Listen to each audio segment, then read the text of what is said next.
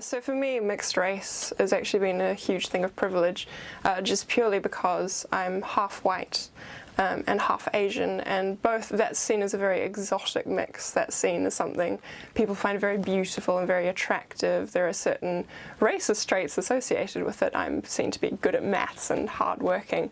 But it's a strange thing to grow up as that, and while I find a lot of other people were very isolated growing up with a mixed race heritage, I've been very lucky because there are all sorts in my family. My brother and I are the only ones who are half white, half Chinese, but we have Russian, we have black, we have Jewish, we have Peruvian Chinese, we have all sorts of people, just purely from being a very globe-trotting family.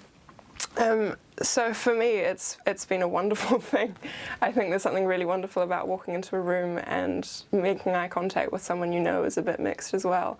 And while they're certainly not going to be the same mix, you still know that you've got someone on your side. You've got someone who understands your experience. And I also don't think it's necessarily just heritage. I do have Chinese and I do have Scottish, but I also have an American upbringing and a New Zealand upbringing.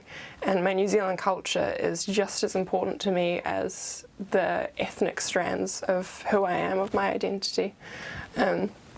It's growing up Pākehā, which is the Māori word for New Zealand non-Māori, usually New Zealand European. And it's a bicultural upbringing, really.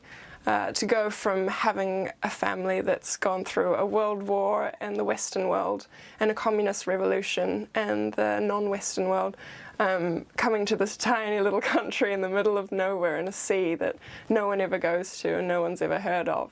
Aotearoa, the land of the long white cloud, that for me is just as important as my Chinese heritage, as my Scottish heritage, and as my American heritage. So it's a real mixed bag, and I'm very proud of that.